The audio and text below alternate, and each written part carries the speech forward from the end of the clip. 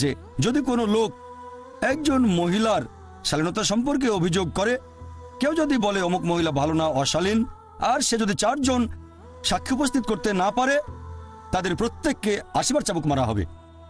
তার মানে যদি কেউ কোনো মহিলার নামে অপবাদ দেয়, এটা আমাদের সমাজে কমন, আপনি অপবাদ দিতে পারেন কারো মাকে, কারো বাবাকে, মেয়েকে বা বোনকে, তাতে কিছু হবে না। তবে ইসলামিক শরিয়ায় কেউ যদি কোনো মহিলার শালীনতা নিয়ে অপবাদ দেয় আর 4 জন সাক্ষী আনতে না পারে, শাস্তি পাবে 80টা চাবুক।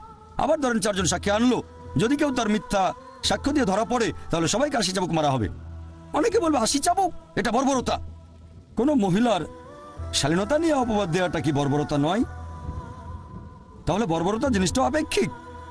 ইসলামিক শরিয়ার আইন, আল্লাহ সুবহানাহু ওয়া তাআলার আইন মহিলাদের রক্ষা করে, তাদের অবস্থানকে উপরে ওঠায়। পশ্চিমা কালচার এরকম না, সেখানে তারা পশ্চিমা সভ্যতার নামে, নারী স্বাধীনতার নামে তাদের উপরে তুলেছে বলে দাবি করে, আসলে তাদের নিচে নামিয়েছে। তাদের বানিয়েছে উপপত্নী, রক্ষিতা আর ভোগের বস্তু। এগুলো তারা লুকিয়ে রাখে আর্ট কালচারের রঙিন পর্দার পেছনে।